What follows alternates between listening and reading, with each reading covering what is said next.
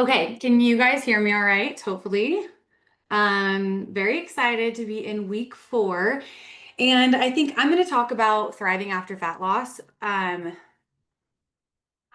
because the goal of these educational calls each week is to give you all of the tools and strategies that you need for long-term success with fat loss. Let me make sure I mute everyone. Feel free to unmute if you have any questions, though. And so the timing might not line up, right? You might want to pursue fat loss for the next 4 months, and that is totally okay.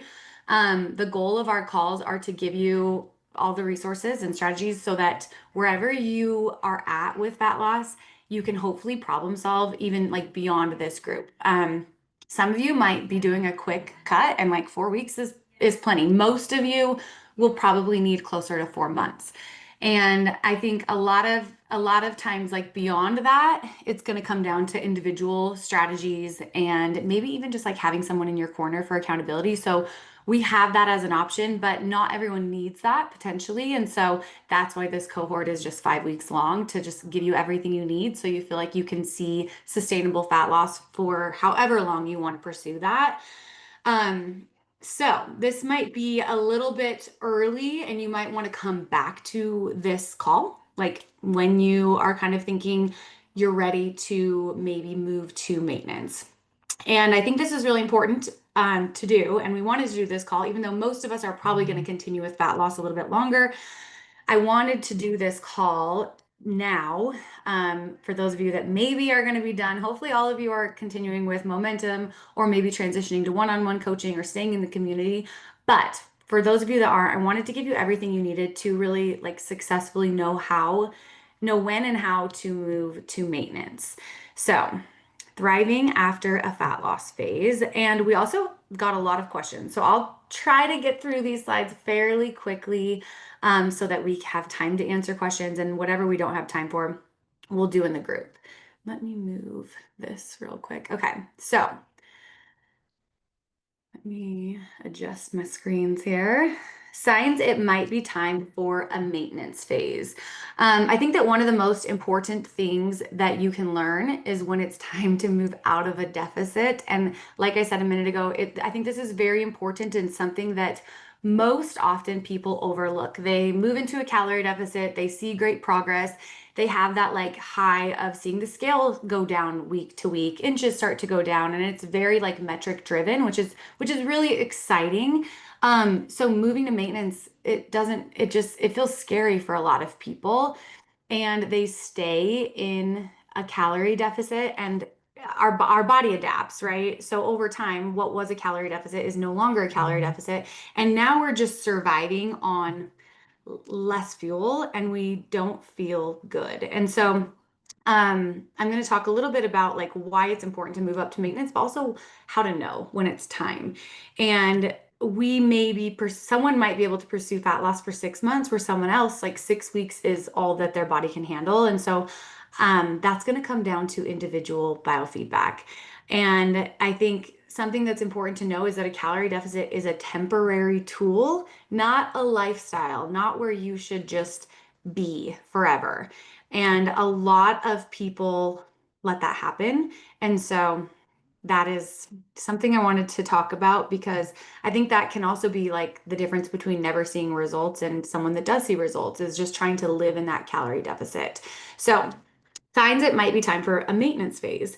Number one, fat loss has slowed or plateaued even with consistency. So if you've been consistent with your nutrition and your training for several weeks and your progress has stalled, your metabolism may have adapted to your current intake. It's very normal. It's just biology. Your body becomes more efficient at conserving energy in a deficit, which is why we can't and don't want to diet forever. So at this point, this is also very normal in a fat loss phase, and we're getting to like that almost 4 week mark. So we're kind of getting to the point where like between, I would say, 4 and 6 weeks is for most people when you hit a plateau, and where we may want to tweak things. Where and the difference between moving through a plateau and being done with fat loss and moving to maintenance, it really comes down to your biofeedback. Like if you're no longer seeing progress and you feel like you can't handle cutting more calories or increasing steps or increasing cardio, then it's probably a good time to move to maintenance. And this is why too, we never want to just like dive into the deep end of fat loss. We want to be strategic and cut calories as we need to, minimum dose, because we're going to hit a plateau and it's probably going to be before we get to our goal. So having that wiggle room to decrease calories, increase cardio, add steps are going to be really helpful for pushing through a plateau, but we're going to get to the point where like that's not something we want to do anymore. And that's when it's probably time to move to maintenance. Some biofeedback cues would be you're feeling more hungry, you're feeling fatigue or irritability. These are signals that your body is asking for recovery. Low calorie intake over time is going to increase ghrelin, our hunger hormone, and suppress leptin, our satiety hormone. And that's why cravings intensify, our mood drops, and our it's just our body protecting itself, just kind of like trying to survive on not a lot of fuel. And over time, that starts to yield negative adaptations.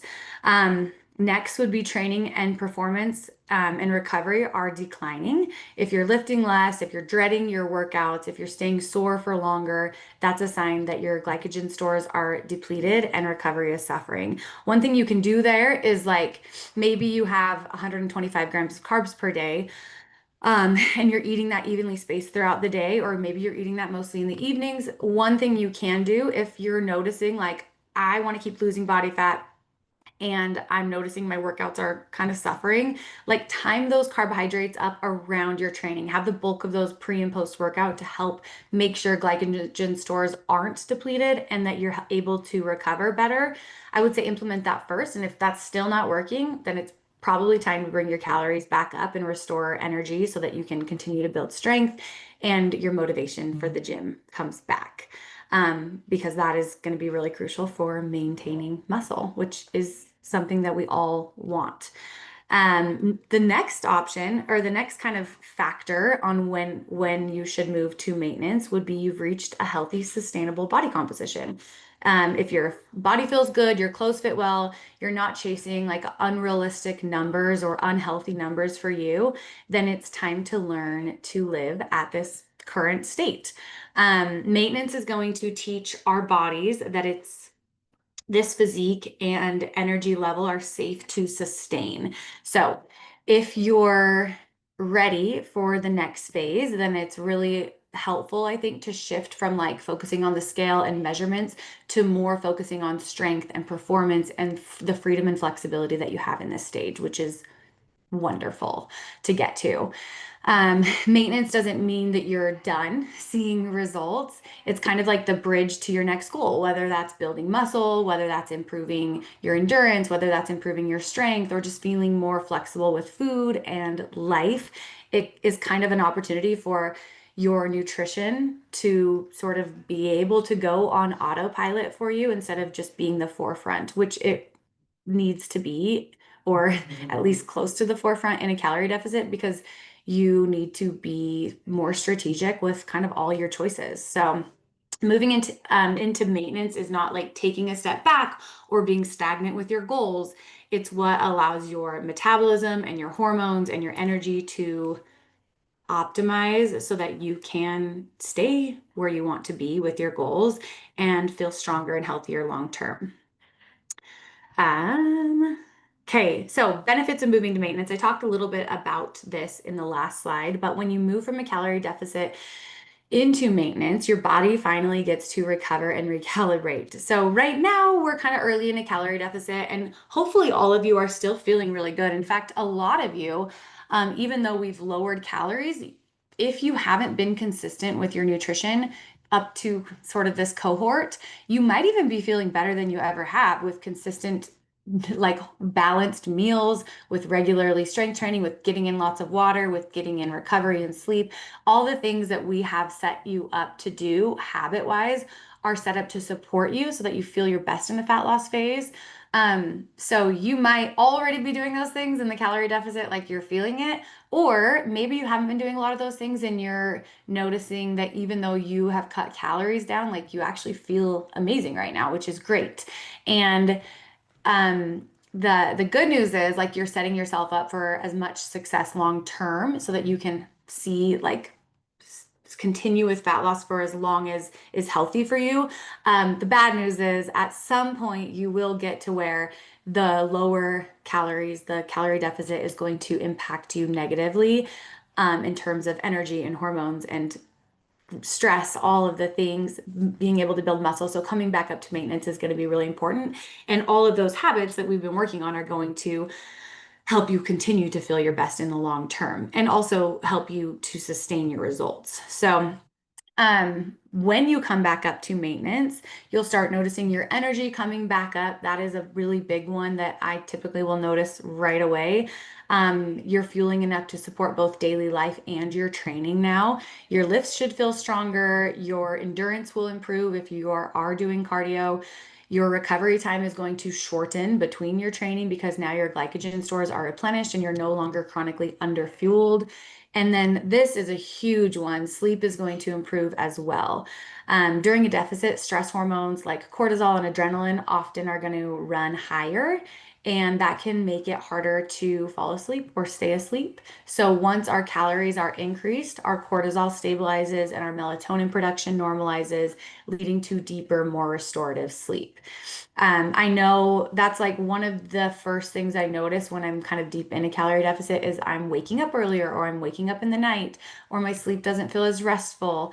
As you have more calories, your body's going to feel a lot better with sleep. And outside of calorie deficits, maybe you're eating at a normal intake, just kind of a thing to note. Like if your sleep is disrupted and you're waking up early and you're waking up throughout the night, that stress in your life is probably what is causing that. So if you're already experiencing that, maybe for future, like knowing if you should enter a calorie deficit, that's a good indication that you probably need to prioritize lowering stress by doing everything we're doing in this cohort, but having your calorie intake be at maintenance before you move into a deficit and add more stress.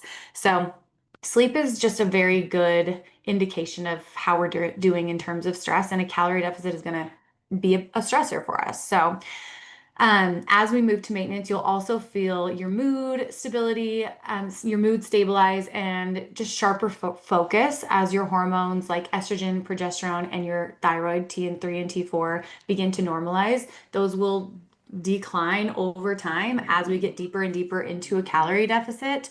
That's why we don't want to live in a calorie deficit because that decline will just be our new normal if we do. So research shows that this hormonal rebalance can improve our emotional regulation, our productivity, and our overall well-being. And those are things that I have definitely experienced as I have done many calorie deficits. But I think I pursued bodybuilding for a period of time, and that was really helpful for me to know like the extreme version of what happens when you go kind of as far as possible in a calorie deficit. And that one is huge. It's amazing. It was very clear to me because it was an intentional calorie deficit and I was looking for those things to happen. But I think a lot of times women can just chronically undereat and not know how good they can feel coming to maintenance. Like it's not a scary place to be. And as you bring your calorie intake up, are more productive. We're able to just do more throughout the day. So a lot of times our energy output will match that too. So it's not like you're going to just regain all of the weight. And you don't know how good you can feel until you do it. So being in maintenance is, again, not a scary place to be. It's actually a very exciting place to be. So cravings are going to naturally decrease, and not because you are now more disciplined, but also just hormones are changing. Leptin and ghrelin will start to even out as you bring intake up, and your body it will stop sending those signals of like feed me now because it trusts that it's getting enough. And then on the mental side of things, there's more flexibility and food freedom. Your maintenance intake is going to be more of like a range where you can live in. So maybe you're on the lower end of that range, maybe you're on the upper end of that range, but you're still maintaining your weight. And that's typically a few hundred calories for most people. Some have smaller maintenance ranges and some are bigger. But it's not like an exact number. And so with that, there's a lot more flexibility. You can eat out, you can enjoy social situations, you can still do those things in a calorie deficit, but it requires, as you probably are noticing, more planning and more strategy, and you can't kind of like have it all. In maintenance, you can have more variety without that fear of like backsliding. You'll find it's a lot easier to maintain your results than it is to get them. And also it's just a much more sustainable place to be, and all of the habits that we've been working on during the cohort will allow for that to be able to be more on autopilot for you. And transitioning to maintenance without fear. So kind of how to do it, right? And I talked about this a little bit, but moving to maintenance are going to reverse a lot of those negative adaptations we just talked about, a lot of which are hormonal, but also like mood, energy, sleep. The goal is to restore normal energy expenditure and hormone function and not to gain body fat. There's two kind of like ways to approach this, and I have changed a lot in how I do this over the years. Back, gosh, 10 years ago, a lot of the research, or I don't even know if research is probably the right term, but a lot of the like thought was to do a very slow reverse, 50 calories at a time, taking forever to get back up to maintenance. And now research shows it really doesn't matter if you make big jumps or little jumps.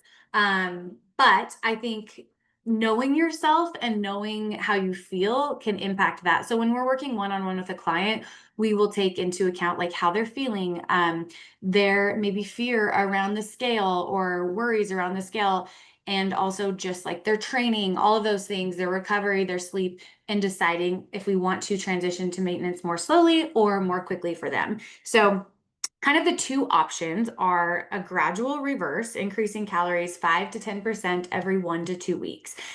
This is really useful when, for in our case, like if a client is more anxious about eating more, they're worried about that, they've been in a really long deficit, if they have some fear around the scale jumping up, and like even though they know logically that's water weight, not fat, transitioning a little bit more slowly can be helpful. It can be helpful for just kind of adapting your diet and your intake to slowly bringing that up and not having it be so overwhelming.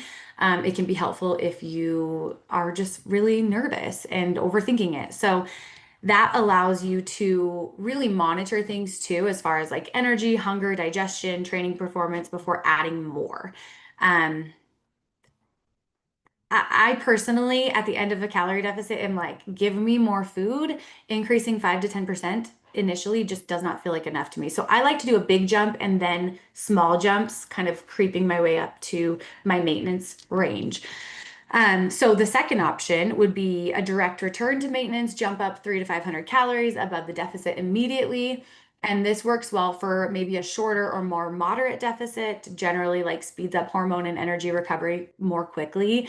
Either approach works if protein stays high and training remains consistent. And like I said, I like to do sort of an in-between approach. I'll jump up usually like around 250 calories, maybe 300 calories, and then give it a couple weeks, and then I'll increase 50 to 100 calories at a time until I notice the scale is trending upward. All right, we are in a calorie surplus now. Bring it back down a little bit. And I've found that like line between maintenance and a calorie surplus. I personally like to hug that line because the more food, the better I feel and the happier I am. So I don't personally want to be on the low end of maintenance if I can feel even better with a little bit more food. So I like to test that out and see what is the highest amount of food, what is the most amount of food I can eat and still maintain my body weight and my body composition. So that takes a little bit of experimenting. but it's kind of fun to do. And this is why you don't make quick changes. You give it a couple weeks because it usually takes about that long for the scale to kind of act like normalize. But things to expect: a 1 to 3 pound increase from glycogen and water restoration. So for most of my clients, let's say we end the calorie deficit, their goal was 157 pounds. That's where we're at. I let them know we're probably going to maintain at about 159 to 160 pounds. So if that means they want to maintain at 157, we might need to push that calorie deficit a little bit longer and see like 155 on the scale before we end that calorie deficit. Or we might just need to reframe how we feel around the scale and know that if you feel great, having 1 to 3 pounds of water and glycogen in your body is a good thing, and we don't need to worry about that on the scale. So I think having that information can be helpful with making that decision for yourself, taking that into consideration with how clothes are fitting, how you feel, and then deciding where to end that calorie deficit, but not like stressing about that number so much or feeling like a failure. I think a lot of times women will end their calorie deficit, they'll come up to maintenance, and that scale will jump up 1 to 3 pounds, and they're like, see, I knew it. I just need to stay in a calorie deficit because I'm putting on fat like overnight. I have had so many women tell me that. And just remembering, like, as we eat more foods, we are going to have more water in our body. From glycogen and water. Just, or we're gonna weigh more, is what I meant to say, from glycogen and water. So each gram of glycogen, which is stored carbohydrates, binds roughly to 3 to 4 grams of water. So as we're eating more, we have the 3 to 4 grams more water in our muscle per gram of carbohydrate, and that's going to yield better training output. That's why we feel better throughout the day, and it is not fat gain. So keeping that in mind can be very helpful. Also, that like a good kind of like visual representation of this. I don't know if any of you have ever watched bodybuilding, but someone that's really, really depleted at the end of their cut, they're going into a show, they'll feed them up with sodium and carbohydrates so that their muscles fill out, and that full, beautiful, like full muscular look is that stored glycogen and water in their muscles. And so, and usually that like 1 to 3 pounds of weight gain, you actually look a lot more toned because your muscles aren't flat and depleted. So just enjoy that extra water and know it's benefiting you. Um, with everything else, as you bring your calorie intake up, protein stays the same, your training stays the same, your meal timing and your sleep routine should stay the same. You want to keep that structure the same so your body has a controlled environment to adapt in. And continuing to track your biofeedback weekly. How's your energy? How's your hunger? How's your recovery? How's your sleep? All of these things are going to tell you whether your metabolism is responding appropriately and hormones are responding appropriately. The goal here is to help your body run at full power again. Marita talked a little bit about like your battery. Your battery is just rarely going to be at 100% in a calorie deficit, but at maintenance, it can be pretty dang close to that. So take note of your biofeedback because that is what is going to, I think, help you feel excited about being in maintenance, like having your energy, your hormones, your metabolism all back to normal so that you can maintain your results while eating more food and feeling your best. Long-term success. So how to kind of like have that long-term framework for sustaining your results. Long-term success comes from having a simple, repeatable structure that you can maintain even when life gets busy. So we have been practicing that as we've added one habit at a time each week. And these are now going to be your anchor habits. Hopefully some of them are like already becoming automatic for you, and maybe the ones that are a little bit more challenging, I think choose like 2 or 3 of those that you know keep you feeling really good and grounded and keep you making good choices for yourself, like hitting your protein goal, training 3 to 4 times a week, getting 7 to 9 hours of sleep. These are going to be your new non-negotiables. Well, not new, but like your continued non-negotiables, and they're going to allow you to create consistency without needing to track every detail. Those are just like your non-negotiables, no matter where you're at, what you're doing, what life looks like. Those are your anchor habits. And research shows from long-term weight maintenance studies that people that are able to sustain their results have really strong daily routines, especially around nutrition and exercise. So the more those routines can be solid for you, regardless of like what your week looks like, the better you're going to be able to sustain those results. And it doesn't need to be all or nothing. And that's where I think flexibility is like, if I could have one word for sustainability or keeping your results, it would be flexibility. The ability to know, like, okay, I am training 3 to 4 times a week. I am lifting when I train because that's really important to me. I want to build muscle. So, like, what does that look like? That might mean going to the gym for an hour and a half, or that might mean 20 minutes with some dumbbells in your living room because that's all you have time for. But both of those things are going to support you moving the needle where you want to go, or even just sustaining your progress. And so, same goes for nutrition. Maybe it's you cook all of your meals and you eat them all at home, or maybe it's okay, you're on the go and you're stopping at the grocery store on your way somewhere and you're getting a rotisserie chicken and some raw veggies and you're going to eat that on the go. Or if you're like Marita, you're going to chug some egg whites, which I've never done before until her. Actually, it was pretty good, I will say. They were very non-flavored. But like it doesn't have to look one way. It can look so many different ways. And being able to think like, okay, well, I do still want to do this habit. How can I adjust so that I can check that box and give something over nothing, and so that I can keep my progress that I've worked really hard for. And that doesn't have to take over your life. So those anchor habits are going to be everything. And then track feedback, not perfection. Instead of now chasing a scale, like a number on the scale, pay attention to how your body feels and how it performs. Are you sleeping well? Is your training progressing? Is your energy steady throughout the day? Those are going to be a lot better indicators that your metabolism and your nutrition are in balance than like a single weight check-in. And then readjusting monthly.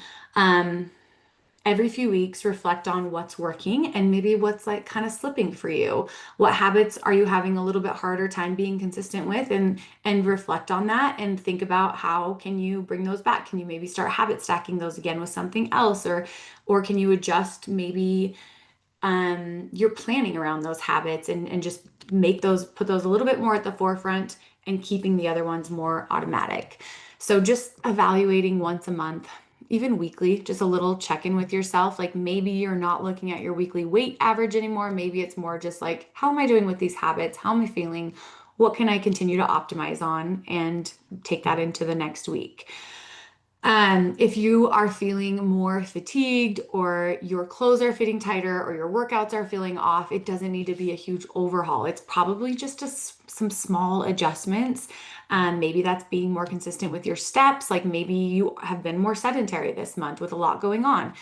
Just bringing those up 1,000 steps a day, or even like being intentional and looking at those. Or maybe it's dialing in your protein. Maybe that's something that you have kind of fallen off on since you aren't tracking your food anymore, potentially. Or maybe it's been a holiday season and alcohol intake has been high and it's bringing that back down. So I think really often, like almost all of the time, we don't need a full reset, just small course corrections. And having that regular check-in with yourself will allow you to be aware of those and make those as needed. And then thinking in seasons, not weeks. Your focus is going to shift throughout the year. Maybe you're really prioritizing building strength, or maintaining through the summer months, or you're just focusing on stress management right now. Like that is your priority this season. So every season can have a different goal, and maintenance gives you the flexibility to like shift with those goals without losing your progress that you've worked hard for in a fat loss phase. Um, and I think this keeps us from burning out, and we're able to have new focuses with new seasons. And that's what keeps things fun and interesting for our lifelong journey of feeling our best. And I think also long-term framework, like keep investing in your health, in coaching, in community, in education, because I think the women that are able to maintain their progress the longest are the ones that want to keep learning, want to keep training hard and finding new ways to continue to do that, and learning new things and staying connected to community, being around people that support you feeling your best and taking care of yourself and being around people that inspire you. So finding those communities, whether that's like with family and friends or online, because we really are like as good as the people that we surround ourselves with. So if we want to keep improving, then be around people that have those non-negotiable habits and you can see them implement those in their lives and use that as an example for yourself.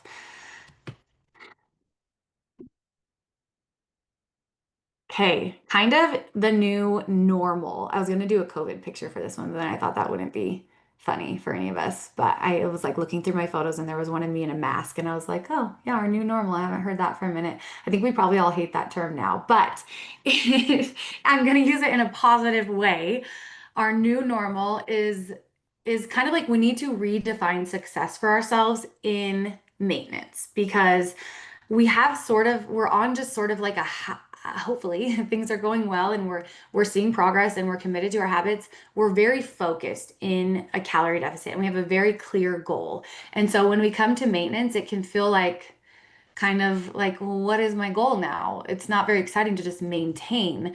I want to see that weekly change and I want to get the little dopamine hit of like the scale is getting lower, I'm losing inches, I'm seeing my clothes are fitting different. Like all that's really exciting, but so is maintaining your progress. Um, in a deficit, success was measurable, calories, macros, weight changes. In maintenance, success becomes more functional, steady energy, stronger training sessions, better recovery, deeper sleep, more balanced mood, more balanced energy, more balanced, like fewer cravings. When our calorie intake meets our body's energy needs, our thyroid hormones normalize, our metabolism runs really efficiently, our cortisol lowers, so we have less stress retention.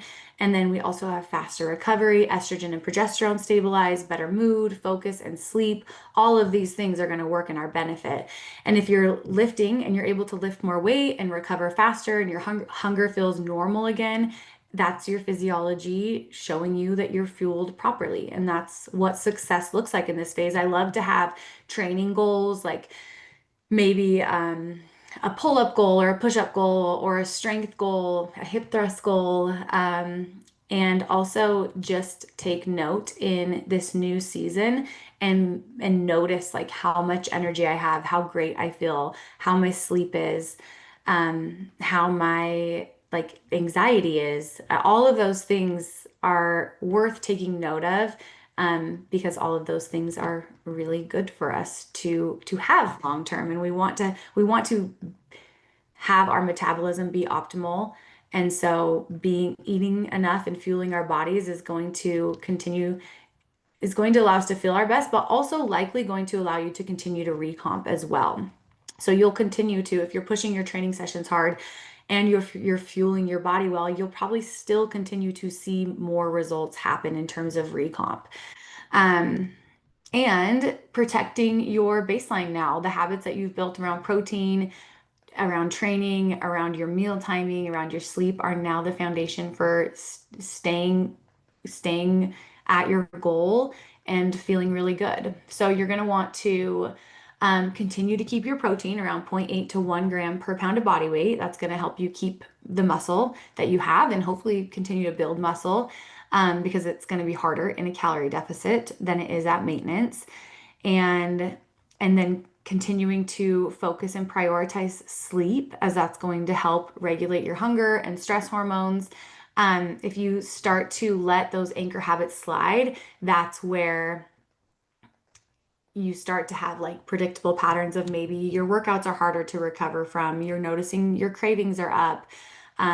You're noticing maybe sleep is suboptimal. So having some boundaries around that structure when life gets really busy can be very helpful. I think those anchor habits are basically like pre-decisions that protect your key habits, like keeping your training scheduled on your calendar, limiting alcohol, setting your bedtime reminder that tells you like, oh, it's time to wind down, having your grocery shopping days planned, maybe setting aside time where you're planning out your meals for the week, making sure you have enough protein on hand, enough pre-prepped carbohydrates that it's like easy to throw meals together and have those options when you have a busy season.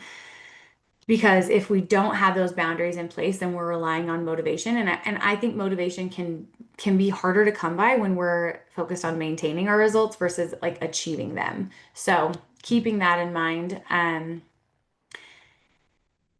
and having some things in place. Like if I go to dinner, I'll choose a protein-based meal first. If I don't feel like training, I'll start the warm up and then I'll reevaluate. Like having some of those boundaries in your mind so that you know how you're going to handle things as they come.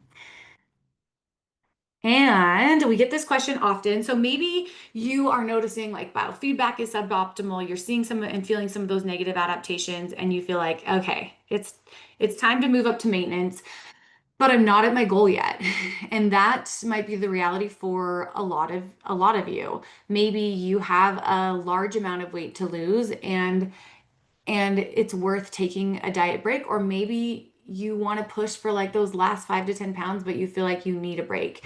So I think there isn't like this isn't black and white. I think maintaining for as long as you've dieted is ideal. This is going to be for people that are there's a spectrum, right? People with just on the higher body fat percentage of side of the spectrum, and people that are maybe lower. Um, the lower you are, definitely, I think maintaining for as long as you dieted is going to be really important.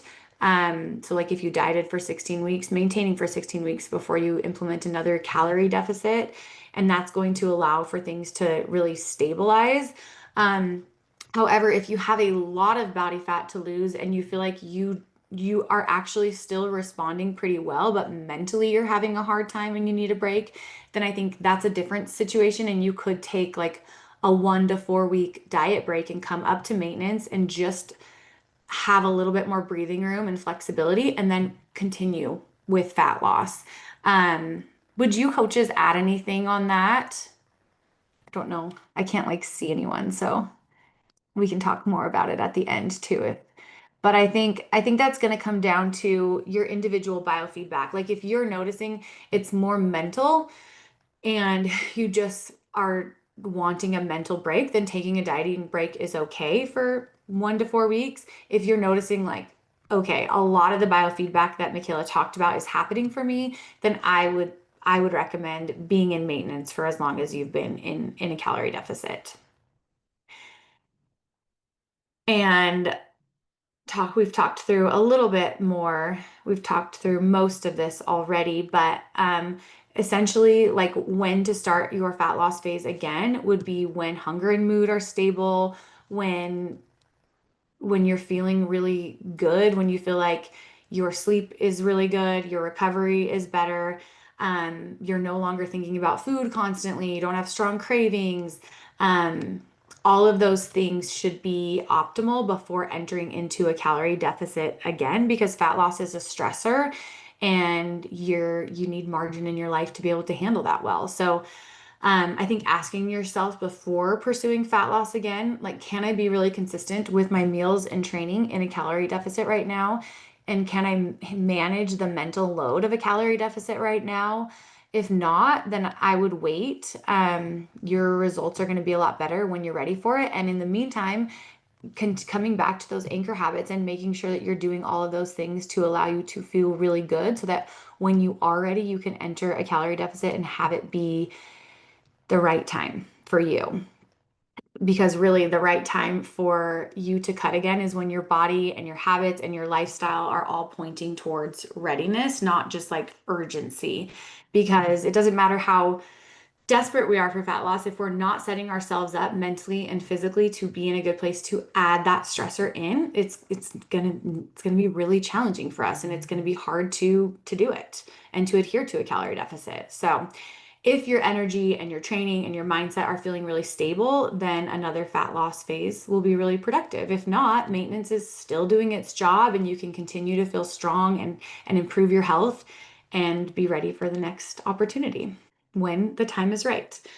So what is next? So talking a little bit about what's next, small group. So we're going to do our HF Momentum cohort. We are so excited for those of you that are already joining us, which will be a continuation for the next 5 weeks of all of the things that we're doing right now, continued accountability. We will do bi-weekly calls, and we're going to get a little bit more into like perimenopause specific, what labs to look at, what things to go through with your doctor.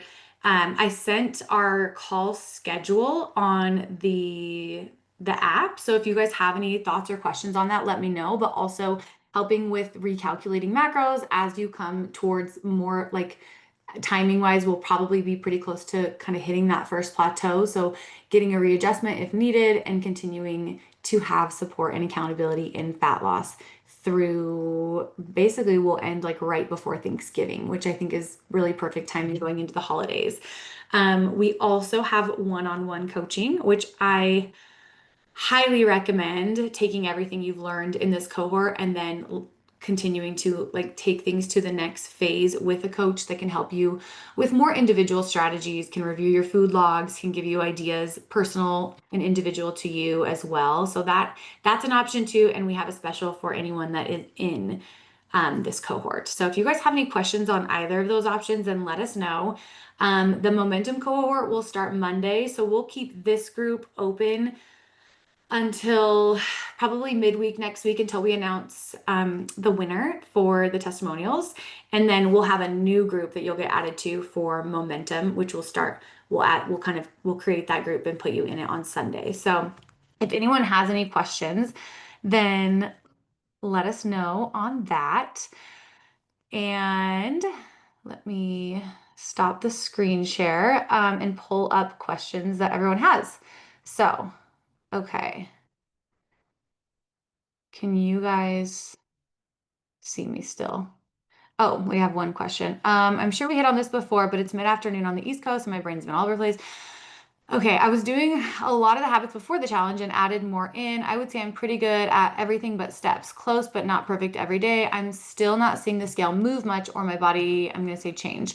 When can I expect to see that shift, or should my macros be adjusted as part of phase 2 in this? Side notes, my fitness app adjusts my macros based on exercise, but I still aim to hit my original number despite exercise. So you can turn that off first of all, because that would just like mess with my brain if it was adjusting it and telling me I was off for the day. Lauren, you can go on my Fitness Pal and turn that off, which I would recommend. Like, there's no reason for it to be on. And that's like a side note. But as far as things not changing, so I think we're at a really good point to where you should be seeing inches come down the scale, moving, whether that's a half pound to like 1.5 pounds per week on average. So if you're not seeing inches lost, I don't know if you're taking measurements and photos or noticing like clothes are fitting differently, then I think it's probably a good time to have a macro adjustment and bring calorie intake down. But also, so message whoever set your original macros and we'll help you with that in momentum for sure. And then also steps, absolutely. So steps are a really great option for not adding more stress like you would through, a running workout, but adding more calorie output for your body, and also can be very stress relieving to go on a walk, and which is I think very helpful in a calorie deficit. So focusing on steps and making those a priority and bringing them up. I think a good rule of thumb is to bring them up about, like, look at where you're at, bring them up about 2,000 steps per day. And that is usually enough to make a difference, from maybe like being on the cusp of maintenance to putting you in a calorie deficit.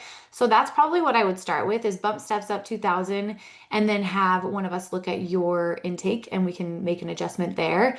But also having those weigh-ins, and taking measurements, and so that you can make sure you are looking at data and not just like how you feel, because you might be seeing progress, um, and just not noticing it potentially. So that is what I would say on that. And then on other questions, let me pull that up really quick because we had a few. So we'll answer these in the group too if we don't get to them. Let's see here.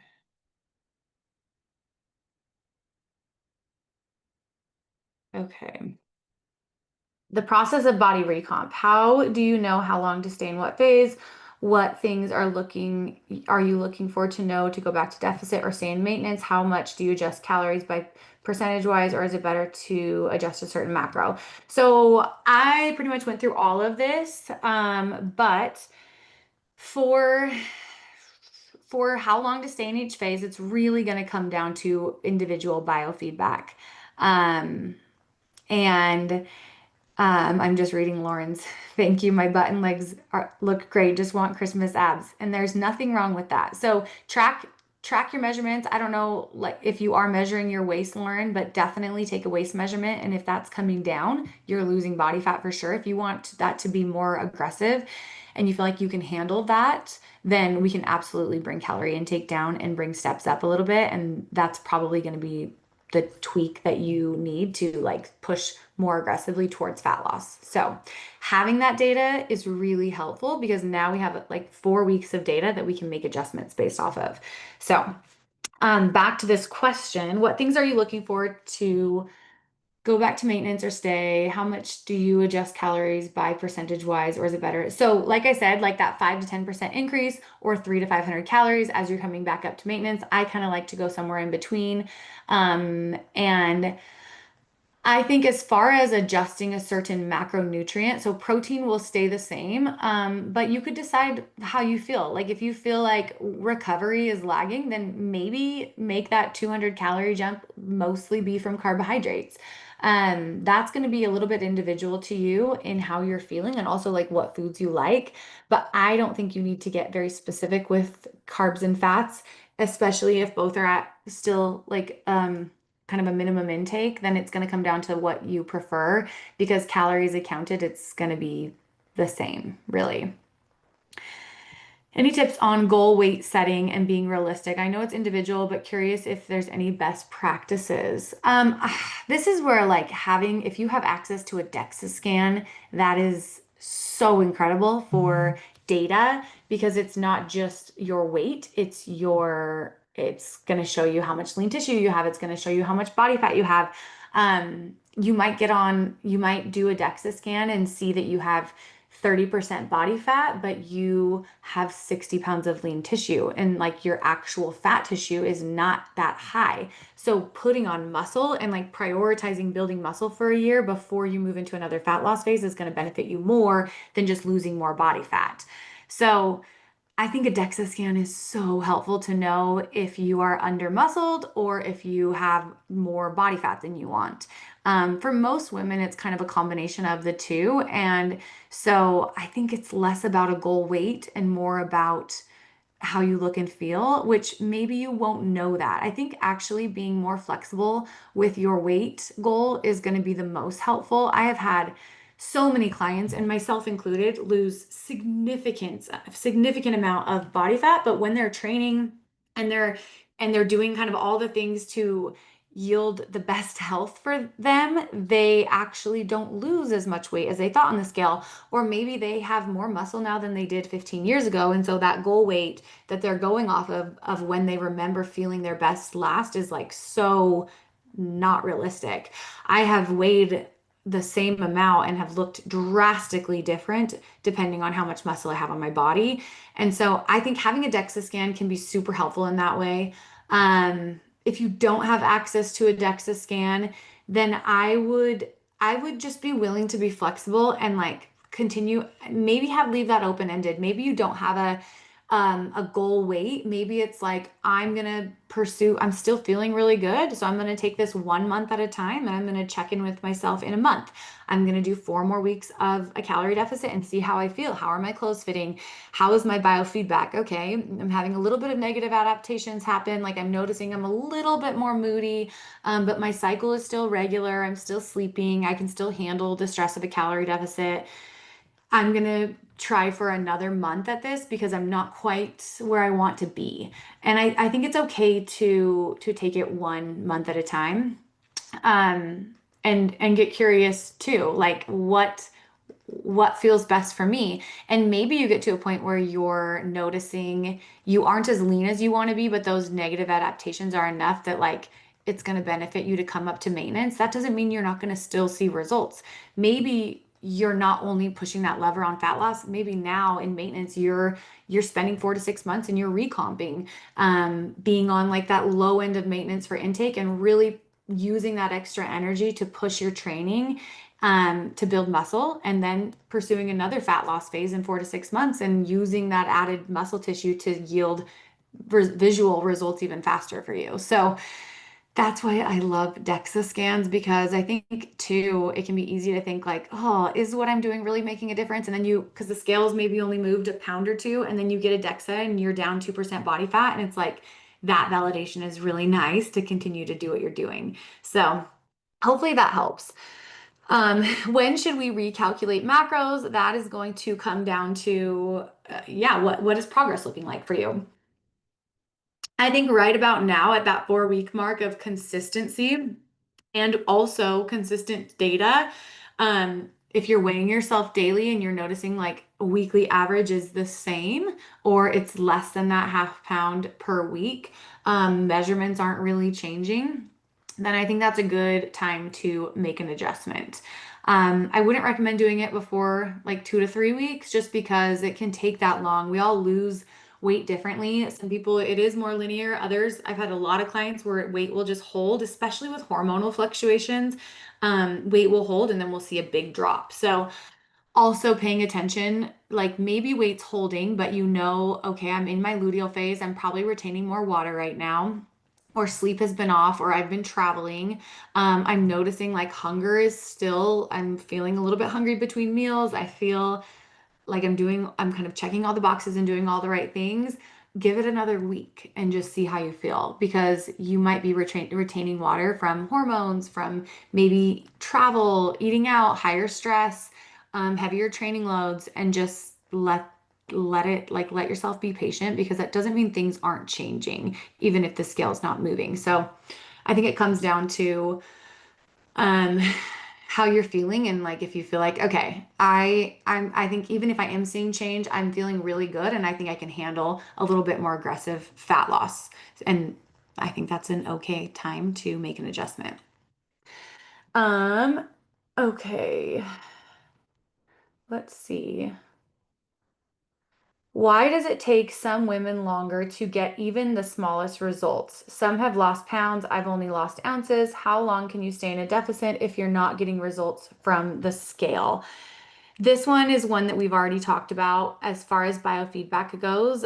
If you are only losing ounces, you can kind of make that decision like, can I handle more of a calorie deficit? Or if not, can I handle maybe more movement so that my calorie output is a little bit higher? Can I, and this is also another one, like, am I being as adherent as I think I am? Am I guesstimating on things? Am I maybe only tracking weekdays and not weekends? Am I not weighing and measuring my foods, or am I logging foods after the fact? A lot of times the difference between maintenance and a calorie deficit can be just getting more dialed in on things and like being more accurate with your tracking. That can be a difference of several hundred calories. So I think first, before adjusting macros, really like auditing your tracking and your data. And I've also had clients where they think they're losing ounces, but they're only weighing themselves maybe twice a week. So weighing yourself daily and getting a true weekly average. Um, and also, what would you add anything to that, Sam, on like why does it take some women longer to even get the smallest results? I would just say it really depends on your history too. So, like, if you've had a history of chronically dieting for an extended period of time, your maintenance calories might not be what they quote unquote should be as far as like your activity level, your weight, your height. There's more that goes into it than just that. And we can help a lot more with that with one on one coaching because we can take where you're currently at and we can, from where you're currently at, give recommendations as far as next steps to go. So if you're chronically dieting for a long time, your maintenance calories might actually, and you mentioned this today, but they might be lower than what they quote unquote should be based on your stats. Because your body adapts to what you give it. So if you're chronically dieting, maybe you should be at 2,000 calories as your maintenance, but because you've been dieting chronically for so long, you're sitting at 1,500. You know what I mean? That's a big difference. So oftentimes, if you do have a history of chronic dieting, sometimes you have to do a maintenance phase before you can do a deficit, build up your metabolic capacity. And that's why it can take some people longer to lose body fat. They don't see those results instantaneously because stress has been so high for so long that it just takes a little bit of a maintenance phase before they can really add stress in their body. You have to have the right amount of stress stimulus in order to get results. And I see that often where maybe stress is just too high and we Yeah. can't get those results that we want because of that. So that's another thing to think about. Yeah, I think too, like I talked about with estrogen and progesterone and testosterone coming down the deeper we get into a calorie deficit, as well as thyroid hormones, as well as hunger hormones being suboptimal. All of those things are going to impact our body's ability to lose body fat, and also like what a calorie deficit, like Sam is like what is a calorie deficit for us. So if your maintenance is 1,500 calories because all of those things are suboptimal for you from years of chronic dieting or high stress, then that means we need to put you in a calorie deficit at like 1,100 calories. And that might be realistic for you, but likely it's not. And the 1,400 calories is already like you're feeling terrible because you are under fueling your body for a long period of time. And so I think if you're noticing like I'm barely getting any results, I am being adherent, I am being strict with my intake and tracking everything. And also like I don't think I could handle going lower on my intake, then that is an opportunity to help your body restore everything so it is optimal so that you can. So, using this 4 weeks as an opportunity to evaluate those things and deciding, like, okay, this is really good feedback for me and this is something I need to pay attention to and listen to. Like, can I improve my adherence? And maybe those are the things that like I need to do, or no, I probably need to allow my body some time to reset and get to an optimal place so that it feels safe to be in a calorie deficit at a higher intake. So that's where, yeah, like Sam said, one-on-one coaching is so beneficial in more special circumstances like that, where other women that are seeing really rapid results, they've probably been at maintenance for a long period of time and their body's like primed to enter a fat loss phase and have it not be so stressful and yield results because their metabolism is already in a good place, sex hormones are in a good place, and stress is low. So yeah, that's a very important thing to consider. Okay, I have one more question. We'll do the other two on the app. How do you deal with protein burnout? I feel like after a month or so, I get tired of all the protein options and tired of eating so much of it. Um, I think having more than one protein source in a meal can be really helpful. So you're not just eating like 5 ounces of chicken breast, but maybe you're eating 3 ounces of chicken breast and some cottage cheese, or maybe you're adding some legumes to your meal. Or maybe you are having I love dairy. So if you are can have dairy, then adding that to meals can be really helpful. That might be protein pancakes with adding egg or cottage cheese to those. That might be yogurt. You could even like if you wanted to increase the volume or you wanted to increase the protein amount and not eat more yogurt, you could mix in cottage cheese or you could mix in protein powder. Those are options. If you're not wanting to supplement, which I think is okay, I think you can absolutely hit your protein goal without supplementing.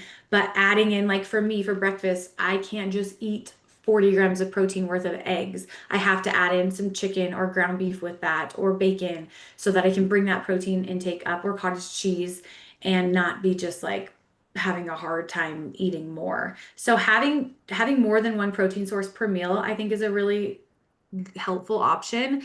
And then I think also thinking about your protein sources. Are you eating a lot of the same things? Are you eating really lean cuts of meat? Can you switch that up and eat maybe fattier cuts of meat and cut your fat intake from other areas down? So maybe cut back on like nut butters and avocado and have fattier cuts of meat that are going to have more flavor, like like red meats, for example, or eating chicken thighs instead of chicken breasts. I don't know that I've even had a chicken breast for probably forever. If I'm cooking, I'm never making chicken breast. I'm always doing chicken thighs, and that's worth the higher fat and calorie content, even in a calorie deficit for me, because it's so much better tasting. So, looking at your protein sources and getting a little bit more variety with them, I think is really helpful. And also, like how you're cooking your food. Are you seasoning your meats?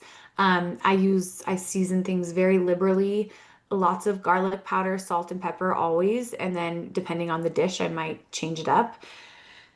Um, anything else that you would add, coaches? Also just getting creative with it. So like you said, can you make some like protein pancakes using, I like to use like Greek yogurt and oats and things like that. Can you add some egg whites to your stir fry? Like if you're making a stir fry with chicken and vegetables, can you add some egg whites? Can you add some egg whites to your oatmeal? Can you add some plain Greek yogurt to things like taco based dishes that are more like that sour cream flavor, like your baked potato? Like sneaking in protein in those little ways can actually really add up quite quickly. So I Mhm. like to do things like that. So yes, the meat as a base, at least 4 ounces. And again, variety in the meats. Don't just eat Again, chicken every meal. not chicken for every meal.